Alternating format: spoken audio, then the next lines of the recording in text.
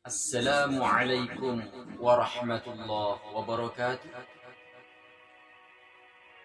Selamat berjumpa lagi bagi para pemirsa yang budiman di channel kesayangan kita ini. Semoga berguna bagi kita semua. Amin amin ya rabbal alamin. Pada kesempatan kali ini kita akan membicarakan tentang nasihat untuk para pencari ilmu. Para pemirsa yang budiman, pepatah Arab mengatakan al-waqtu kas-sayf. Waktu itu bagaikan pedang. Illam taqta'hu qata'aka. Jikalau kamu tidak bisa menggunakan pedang dengan baik, maka pedang tersebut akan menggores tubuh, akan memotong tubuh.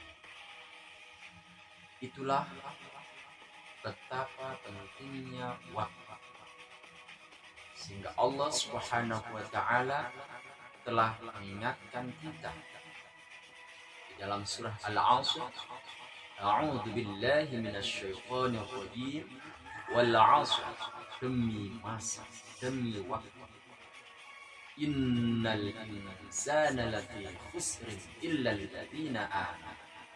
Sesungguhnya semua manusia itu dalam kerugian kecuali orang-orang yang beriman. Wa 'amilus shalihat, dan amal kebajikan. Al-ayat.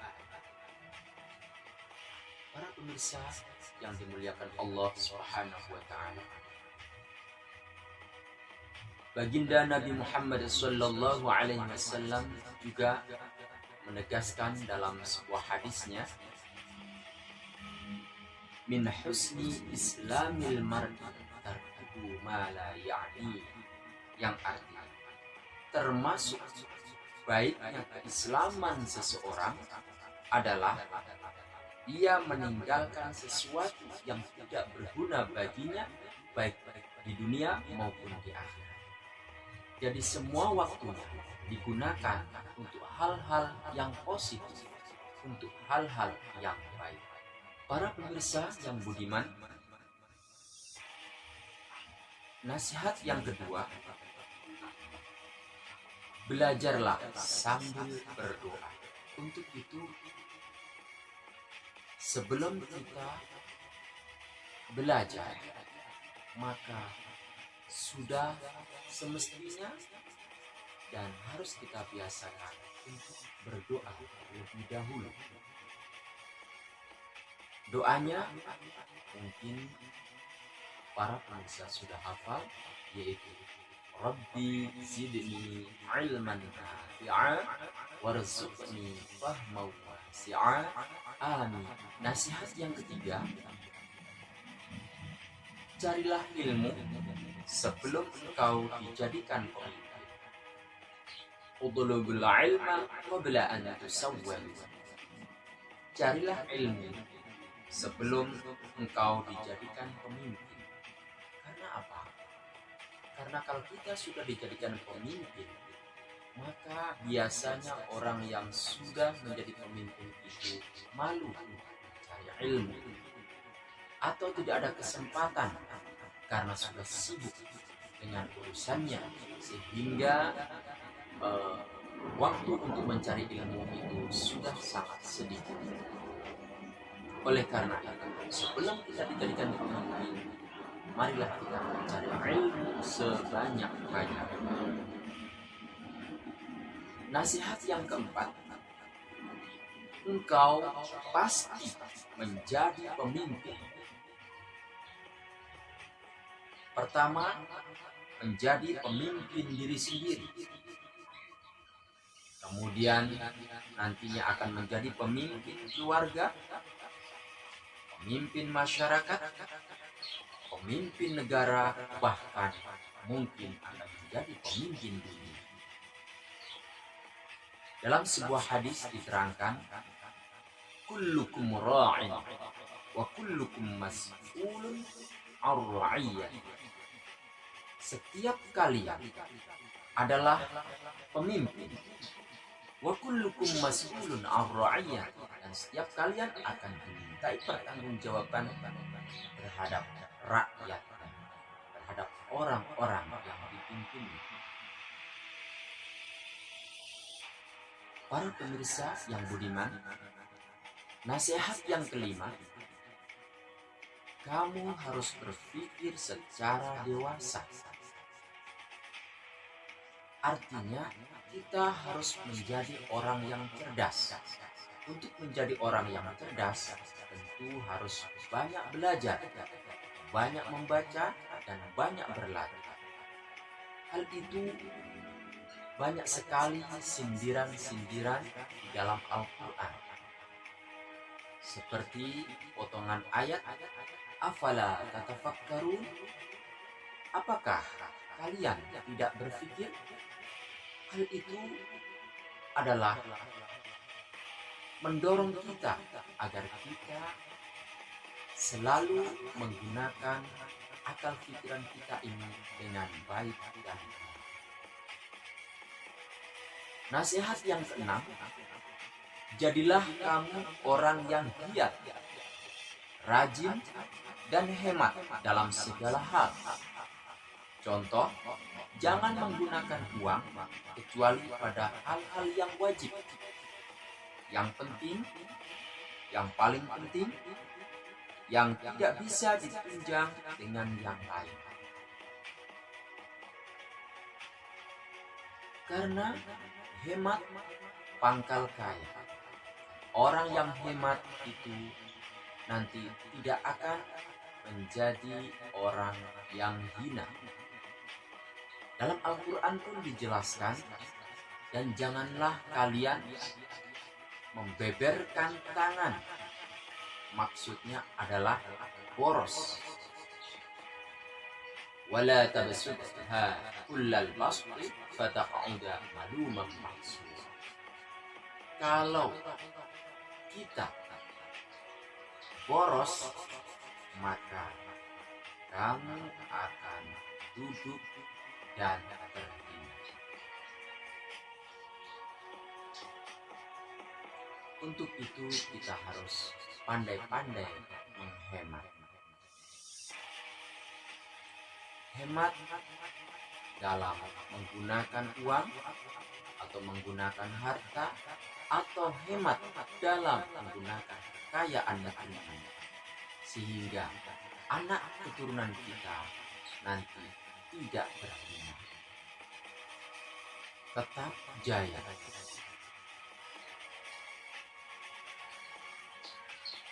Para pemirsa yang dimuliakan Allah Subhanahu wa Ta'ala, kita harus rajin dan giat. Hal itu ditegaskan oleh Allah Subhanahu wa Ta'ala, A'udzu billahi minasyaitonir rajim, walladzina jahadu fina lanahdiyannahum subulana. Surah Al-Ankabut ayat 69, yang artinya, dan orang-orang yang bersungguh-sungguh untuk mencari keridhaan kami, kata Allah, maka benar-benar akan kami tunjukkan kepadanya jalan kami. Artinya, jika kita bersungguh-sungguh dalam menuntut ilmu, mencari keridhaan Allah Subhanahu wa Ta'ala, maka sungguh Allah akan menunjukkan kepada kita jalan menuju kesuksesan.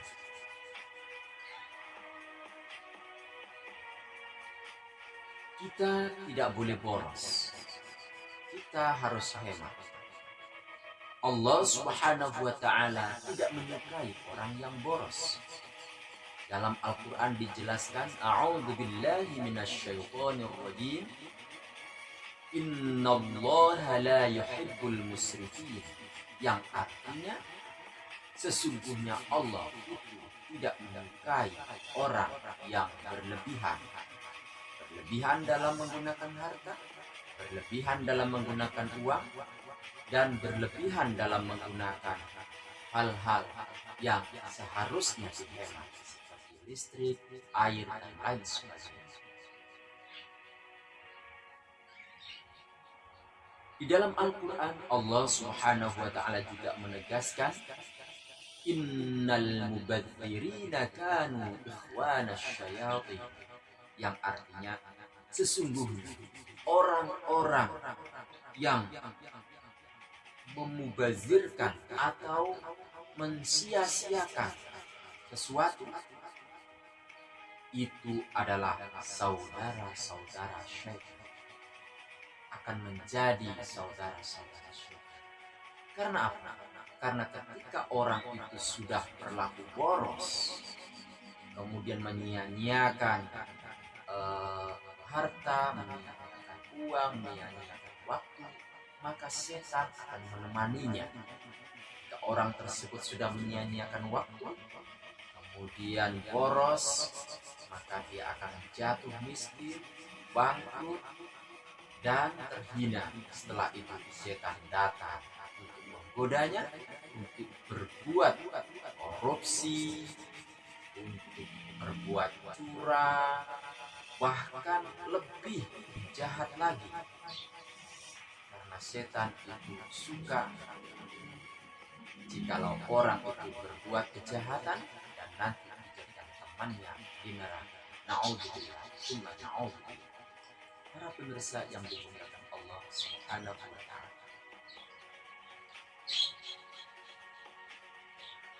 nasihat yang ketujuh, i'mal li dunyaka ka'annaka ta'ishu abada wa'mal li akhiratika ka'annaka tamutu ghadan, yang artinya bekerjalah untuk duniamu seakan-akan kamu hidup selama-lamanya. Berarti dengan giat, penuh harapan dan semangat. Kemudian wa'mal li akhiratika ka'annaka tamutu ghadan, dan beramallah untuk akhiratmu seakan-akan kamu mati esok hari. Artinya beramal akhirat, ketika sholat, ketika baca Al-Quran, ketika zikir, ketika baca sholawat, itu dilakukan dengan sungguh-sungguh dan penuh keikhlasan hanya karena Allah Subhanahu wa Ta'ala, sehingga nanti di akhirat akan mendapatkan pahala yang berlipat ganda. Jadi kalau kita bekerja untuk dunia, kita semangat seakan-akan kita hidup selama-lamanya, dan setelah datang waktu akhirat seperti waktu sholat atau yang lain, maka kita beramallah untuk akhirat seakan-akan mati esok hari dengan khusyuk, tadarruk, dan qarub kepada Zat yang telah menciptakan. Nasihat yang kedelapan, jadwallah waktu untuk dunia dan akhiratmu. Berprogramlah, karena barang siapa yang gagal dalam berencana berarti merencanakan kegagalan. Untuk itu, kamu harus disiplin dalam bekerja, belajar, dan ibadah ritual. Karena kita harus menjadi orang yang solid, yaitu orang yang baik dan benar, yaitu orang yang bekerja menurut sunnatullah. Karena para pemirsa, dalam surah Al-Isra ayat 77 ditegaskan, tidak ada yang sanggup merubah sunnah Allah kecuali Allah Subhanahu wa Ta'ala. Untuk itu kita bekerja sesuai dengan sunnah.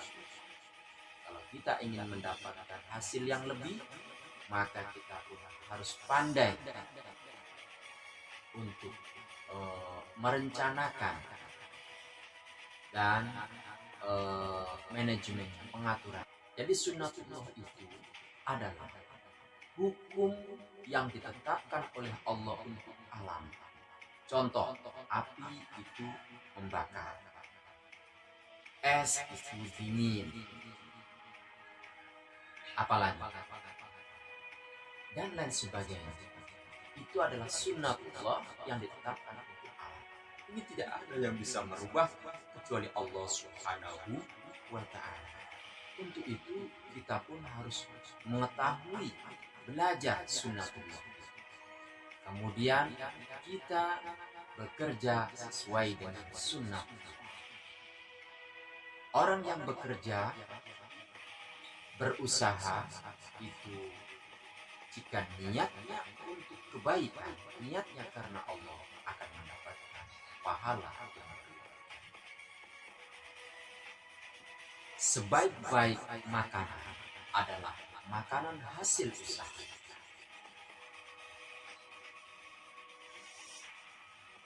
Para pemirsa yang dimuliakan Allah Subhanahu wa Ta'ala. Dan apa atau siapa saja yang tidak mengikutinya, tidak mengikuti sunnatullah, bahkan melanggar sunnatullah, maka akan mendapat hukuman. Apapun alasan pelanggaran itu, termasuk kebodohan dan kealpaan di dalamnya. Jadi kalau orang itu melanggar sunnatullah, contoh dia bermain api, kemudian dia lupa atau terlena sehingga terjadi kebakaran dan membakar rumahnya sendiri. Ini adalah orang yang tidak mengikuti sunnah. Contoh lagi, orang tidak mematuhi aturan lalu lintas, maka dia pun akan terkena hukuman. Di antaranya adalah terkena tilang polisi atau terjadi kecelakaan. Ini karena tidak mematuhi sunnatullah yang berlaku untuk hadirin rahimakumullah. Mungkin sampai di sini dulu nasihat untuk para pencari ilmu. Terima kasih atas perhatiannya. Mohon maaf atas segala kekurangan. Wassalamualaikum warahmatullahi wabarakatuh.